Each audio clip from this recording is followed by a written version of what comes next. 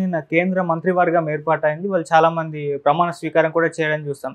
అయితే ఈ కేంద్ర మంత్రివర్గంలో విభేదాలున్నాయి చాలామంది. అందుకే ఎన్‌డీఏ కూటమి ఏర్పడింది కాబట్టి వాళ్ళలో విభేదాలున్నాయి. మంత్రివర్గం చిరకాలం ఉంటుందా లేదా అని కూడా చాలామందికి డౌట్. అసలు ఎటువంటి సమస్యలున్నాయి సార్ ఈ కూటమిలో? నిన్న ఒక రకమైన చారిత్రక సంఘటన అని చెప్పొచ్చు. ఎందుకంటే నెహ్రూ తర్వాత మూడవసారి ప్రధానమంత్రిగా మళ్ళీ ప్రమాణ స్వీకారం చేసిన ఏకైక నాయకుడు నరేంద్ర మోడీ. సో అది నిజంగానే రికార్డు ఆయన క్రియేట్ చేసినట్టుగా చెప్పుకోవచ్చు. అయితే నెహ్రూకి మోడీకి తేడాలు కనిపిస్తున్నాయి. ప్రధానంగా ఏంటంటే నెహ్రూ కాంగ్రెస్ బలంతో తన బలంతో అధికారంలోకి వచ్చాడు. ఇక్కడ ఎన్డీఏ బలంతో మోడీ అధికారంలోకి వచ్చాడు. సొంత బీజేపీ బలంతో రాలేదు. సో ఈ తేడా ప్రధానమైన తేడా ఉంది. అయితే ముందుగా మంత్రివర్గం ఏమైందని చూసుకున్నప్పుడు మామూలుగా మనకి 545 ఉంటుంది లోక్సభలో. అందులో 2 ఆంగ్లో ఇండియన్స్ తీసేస్తే నామినేటెడ్ 543 ఉంటుంది. 543కి 15%, అందులో 15% మాత్రం మంత్రివర్గంలో ఉండాలి. ఆ రకంగా 81 వరకు ఉండొచ్చు సంఖ్య. బట్ వీళ్ళు ఇప్పుడు 72 వరకు తీసుకున్నారు. ఇందులో ముఖ్యంగా ఏంటంటే చాలా కాలం తర్వాత తెలుగు రాష్ట్రాల నుంచి 5 మంది మంత్రులు అవ్వడం చాలా గొప్ప విషయంగా చెప్పుకోవచ్చు. ముఖ్యంగా ఆంధ్రప్రదేశ్లో 3 మంత్రులు అయ్యారు. రామ్మోహన్ నాయుడు, తర్వాత పెమ్మసాని చంద్రశేఖర్, శ్రీనివాసరావు. ఇందులో రామ్మోహన్ నాయుడు క్యాబినెట్ ర్యాంకు. దీంట్లో 3 రకాలు ఉంటాయి. క్యాబినెట్ ర్యాంక్ మంత్రులు మొత్తం 30 మంది ఉన్నారు. సహాయ మంత్రులు 6 మంది ఉన్నారు. స్టేట్ ర్యాంక్ వాళ్ళు 36 మెంబర్స్ ఉన్నారు. ఇందులో మనం తీసుకుంటే బీజేపీ వాళ్ళు ఎక్కువ ఉన్నారనమాట. బీజేపీ మంత్రులు ఎక్కువ ఉన్నారు. మిగతా వాళ్ళు ఈ మధ్య దాదాపు 60 మంది దాకా బీజేపీ మంత్రులు ఉన్నారు. మిగతా 12 మంది మిత్రపక్షాలు. సో ఇందులో మన తెలంగాణ నుంచి కూడా 2 ఉన్నారు బీజేపీ వాళ్ళు. జేడీయూ నుంచి 2 ఉన్నారు. ఎల్జేపీ నుంచి 1 ఉన్నారు. హెచ్ఎంఎం 1 ఉన్నారు. ఇలాగా 1, 2 చిన్న చిన్న పార్టీలే ఈ 2 తప్ప. మిగతావన్నీ కూడా సంఖ్యరీత్యా తక్కువే. ఇక మనం సామాజిక పరమైన అంటే కులపరంగా చూసుకున్నప్పుడు ఓసీలు 25 మంది ఉన్నారు. ఓబీసీలు 27 మంది ఉన్నారు. ఎస్సీలు 10 మంది ఉన్నారు. ఎస్టీలు 5 మంది ఉన్నారు. మైనార్టీలు 5 మంది ఉన్నారు. ఇది సామాజిక కూర్పుగా మనం చెప్పుకోవచ్చు. ఇందులో 4 ఎక్స్ సీఎంలు, మాజీ చీఫ్ మినిస్టర్ 4 ఉన్నారు. సో 3 సార్లు పీఎం అయిన మోడీ, ఇది కూడా రికార్డు. అట్లాగే గత మంత్రులు అంటే 3వసారి మళ్ళీ మంత్రులు అయిన వాళ్ళు 43 మంది ఉన్నారు 3వసారి. దీంట్లో ఇంకొక రాష్ట్రాల వారుగా ప్రధానంగా తీసుకుంటే ఉత్తరప్రదేశ్ నుంచి 9 మంది ఉన్నారు. బీహార్ నుంచి 8 మంది ఉన్నారు. ఆంధ్రప్రదేశ్ 3వ పెద్ద ఇది వస్తుంది, 3 ఉన్నారు. తెలంగాణ 2 ఉన్నారు. కొత్తగా 11 మంది కొత్త మంత్రులు, ఫస్ట్ టైం మంత్రులు అయిన వాళ్ళు 11 మంది ఉన్నారు.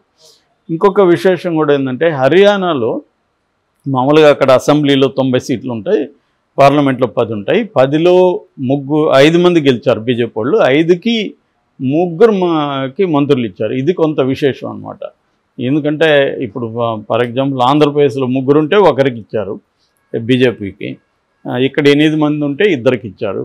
హర్యానాలో ఏమో 5 మంది ఉంటే 3కి ఇచ్చారు. ఎందుకు ఇచ్చారు అంటే దీని వెనక ఒక రాజకీయ కారణం ఉంది. అదేంటంటే అక్టోబర్ తర్వాత మనకి 3 రాష్ట్రాల్లో ఎన్నికలు ఉంది. సో హర్యానా, మహారాష్ట్ర, జార్ఖండ్. సో అందుకని ఇప్పుడు ఆ రాష్ట్రాల మీద కేంద్రీకృతం అవుతుంది.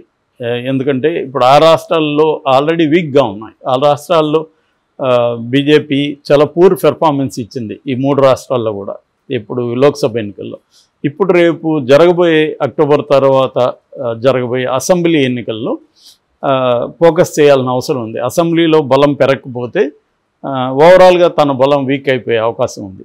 సో అందుకని ఈ 3 రాష్ట్రాల మీద ఫోకస్ చేస్తుంది. అందుకని హర్యానాలో 5 మంది గెలిచినా కూడా 3కి మంత్రులు వచ్చాయి.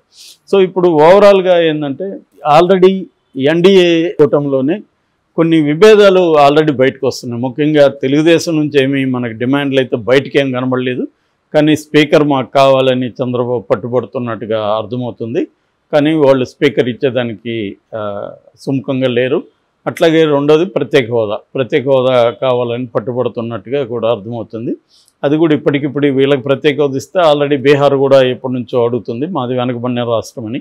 సో బీహార్ రెడీగా ఉంది. అట్లాగే వీళ్ళకి స్పీకర్ ఇస్తే బీహార్ కూడా ఉంది. సో అంటే తెలుగుదేశానికి ఎక్కువ ఉండొచ్చు, 16 ఉండొచ్చు, నితీష్ కుమార్కి 12 ఉండొచ్చు, కానీ కాంపిటీషన్లో వస్తారు కదా వాళ్ళు కూడా. సో ఇటువంటి ఇబ్బందులు ఉన్నాయి. కాకపోతే ఏంటంటే తెలుగుదేశం ఓపెన్గా ఎక్కడ కూడా ఇప్పటివరకు బీజేపీని క్రిటిసైజ్ చేయడం కానీ చేయలేదు. బట్ లోకేష్ ఎన్డీటీవీ ఇంటర్వ్యూకి ఇచ్చినప్పుడు కొన్ని విషయాలతో విభేదిస్తున్నట్టు మనకు కనబడుతుంది. ఒకటేమో ముస్లిం రిజర్వేషన్, నిజానికి అది మత ప్రాతిపదిక రిజర్వేషన్ కాదు. ఆ మతంలో ఉండే వెనుకబడిన వాళ్ళు మతం వల్ల వాళ్ళకి ఫెసిలిటీ పోతుంది కాబట్టి రాజశేఖర రెడ్డి 4% రిజర్వేషన్లు ముస్లింలో ఉండే పేద వర్గాలకి ఇచ్చాడు. వీళ్ళని పస్మండా ముస్లిమ్స్ అంటారు మామూలుగా ఇండియాలో. అంటే బీసీలు ఎస్సీలు వీళ్ళు కన్వర్ట్ అయి ఉంటారు మతంలోకి. సో వాళ్ళంతా కలిపి పస్మండా ముస్లిమ్స్ అని పిలుస్తారు. ఈ పస్మండా ముస్లింలకి 4% ఇచ్చినప్పుడు దీన్ని మేము రద్దు చేస్తామని బీజేపీ అనౌన్స్ చేసింది. తెలుగుదేశం వాళ్ళు మేము దాన్ని కాపాడతామని చెప్పి హామీ ఇచ్చారు. లోకేష్ కూడా మేము దాన్ని రద్దు చేయడానికి ఒప్పుకోమని చెప్పాడు. అట్లాగే లోకేష్ ఉక్కు కర్మాగారం విశాఖపట్నం దాన్ని ప్రైవేటీకరణ చేయడానికి లేదనేది కూడా లోకేష్ అన్నాడు. అట్లాగే యూనిఫామ్ సివిల్ కోడ్ ఏదైతే ఉందో ఆ యూనిఫామ్ సివిల్ కోడ్ అది చంద్రబాబు మేము వ్యతిరేకిస్తున్నాం, బట్ చంద్రబాబు నాయుడు మోడీని కన్విన్స్ చేస్తాడా, మోడీ చంద్రబాబు నాయుడు కన్విన్స్ చేస్తాడా చూడాలి అన్నాడు. అంటే క్లియర్గా మమ్మల్ని కన్విన్స్ చేస్తే తప్ప మేమైతే ఒప్పుకునేది లేదు అన్నట్టుగానే మాట్లాడు. ఇట్లా కొన్ని విభేదాలు దీనికి వాళ్ళకు ఉన్నాయి. అట్లాగే సౌత్ ఇండియాకు సంబంధించి ఇప్పటివరకు 71 డీలిమిటేషన్ కింద 71 జనాభా నిష్పత్తిలో ఫండ్స్ వస్తున్నాయి. దాన్ని 2011 నిష్పత్తిలో ఇస్తామనేది ఒక ప్రపోజల్ ఉంది. దానివల్ల మన జనాభా తక్కువ ఉంది, నార్త్ ఇండియాకి ఎక్కువ ఉంది. మన సౌత్ ఇండియాలో కొంత పాపులేషన్ కంట్రోల్ అనేది బలంగా ఉంది, నార్త్ ఇండియన్స్ చేయట్లేదు. దీనివల్ల రాష్ట్రాలకి ఏంటంటే 2 రకాల నష్టం. ఒకటి ఫైనాన్షియల్ లాస్, రెండోది రిప్రజెంటేషన్, పొలిటికల్ రిప్రజెంటేషన్ కూడా తగ్గిపోతుంది మనకి. దీనివల్ల ఈ స్టేట్లో ఒప్పుకునే అవకాశం లేదు, ముఖ్యంగా సౌత్ ఇండియా. ఆల్రెడీ స్టాలిన్ చంద్రబాబును కలిసి మీరు సౌత్ ఇండియా ప్రయోజనాలు కాపాడాలని ఆశిస్తున్నానని ఆల్రెడీ ఒక కేవియట్ అంటారు అది వేసి పెట్టాడు. సో రేపొద్దున చంద్రబాబు కాంప్రమైజ్ అయితే సౌత్ ఇండియాలో చంద్రబాబుకి విపరీతమైన విమర్శలు వచ్చే అవకాశం ఉంది. సో అందువల్ల చంద్రబాబు ఇట్లాంటి విషయాల్ని వ్యతిరేకించే అవకాశం ఉంది. ఇక్కడ జేడీయూ ఆల్రెడీ అగ్నివీర్ పథకాన్ని మేము వ్యతిరేకిస్తున్నామని మొన్న కూడా త్యాగి చెప్పాడు జేడీయూ నాయకుడు. అగ్నివీర్ అంటే టెంపరీ మిలిటరీలో ఒక రిక్రూట్మెంట్ తీసుకొని 4 ఏళ్ళు మాత్రం పనిచేస్తారు.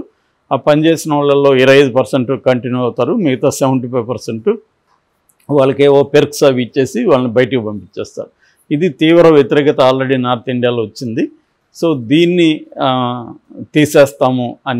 తీసేయాలని మేము డిమాండ్ చేస్తామనేది త్యాగి అన్నాడు. అట్లాగే వాళ్ళు కూడా బీహార్కి సంబంధించి అనేక ప్రత్యేక హోదా కావచ్చు అలాంటివి అడిగే అవకాశం ఉంది. అట్లాగే పోస్టులు కూడా స్పీకరు మిగతావి కూడా అడిగే అవకాశం ఉంది. ఎందుకంటే ఇటు నితీష్ కుమార్ చంద్రబాబు నాయుడు ఇద్దరు కూడా మోడీ కంటే రాజకీయాల్లో సీనియర్లు.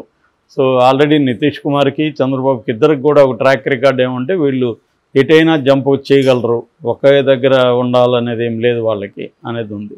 అట్లాగే ఇద్దరికి కూడా కొంత బీజేపీతో పోలిస్తే వీళ్ళిద్దరు కూడా కొంత లౌకికవాదం ఉంది. సెక్యులర్ అనేది తీయడం ఇట్లాంటివి చేస్తే మాత్రం వీళ్ళు గట్టిగా వ్యతిరేకిస్తారు.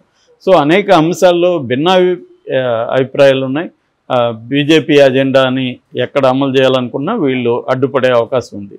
కొన్ని అభివృద్ధికి సంబంధించి లేకపోతే విదేశీ వ్యవహారాలకు సంబంధించి మోడీకి పెద్ద ఇబ్బంది ఉండకపోవచ్చు. ఎందుకంటే ఎకనామిక్ రిఫార్మ్స్కి సంబంధించి చంద్రబాబు చాలా అడ్వాన్స్గానే ఉన్నాడు. నితీష్ కుమార్ కూడా దానికి ఏం అబ్జెక్షన్ చేయడు. కొయిలేషన్ అన్నంత మాత్రాన బలహీనం అనేది చెప్పలేం.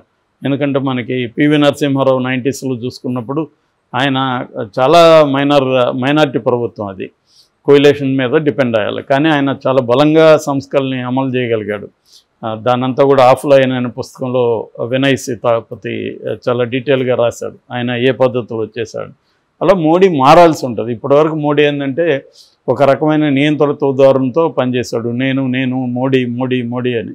సో ఇప్పుడు మనం ఎన్డీఏ అనాలి తప్ప మోడీ అనలేము. సో అది ఆల్రెడీ మోడీ కూడా మారాడు. ఆ రాజ్యాంగాన్ని నమస్కారం చేయడం కానీ, ఎన్డీఏను పొగడడం కానీ, ఇటు చంద్రబాబు నాయకత్వం రాష్ట్రం, అటు నితీష్ నాయకత్వం అనడం కానీ, ఇవన్నీ మారక తప్పదు వాళ్ళు. కాబట్టి ఈ ప్రభుత్వం ఎన్ని రోజులు ఉంటుందన్న ఒక డౌట్ అయితే ఉంది. ఆల్రెడీ సంజయ్ సింగ్ ఆయన ఇది గతంలో ఇదే ఎన్డీఏ ప్రభుత్వం 13 రోజులు ఉంది, ఆ తర్వాత 13 నెలలు ఉంది, మరి ఇది ఎన్ని రోజులు ఉంటుందో అన్నాడు. అట్లాగే మమతా బెనర్జీ కూడా ఒకరోజు కూడా కూలిపోయిన ప్రభుత్వాలు ఉన్నాయి. కాబట్టి కూలిపోదానికి గ్యారంటీ ఏం లేదు, ఎప్పుడైనా ఇది కూలిపోయే ప్రభుత్వమే. అది కూడా మేము కోల్చమో, అది ఇన్సైడ్ నుంచి కూలిపోతుంది. దాని ఇంప్లోషన్ అన్నాడు. ఇంప్లోజన్ అంటే లోపల నుంచి విస్ఫోటనం. సో అది జరుగుతుంది, కూలిపోతుందని అంటున్నారు. అంటే ఒక పక్క రెడీగా ఇండియా కూటమి ఉంది, ఇక్కడేమో విభిన్న దృక్పథాలు, విభిన్న అవసరాలు ఉన్న పార్టీల కలయిక ఇది.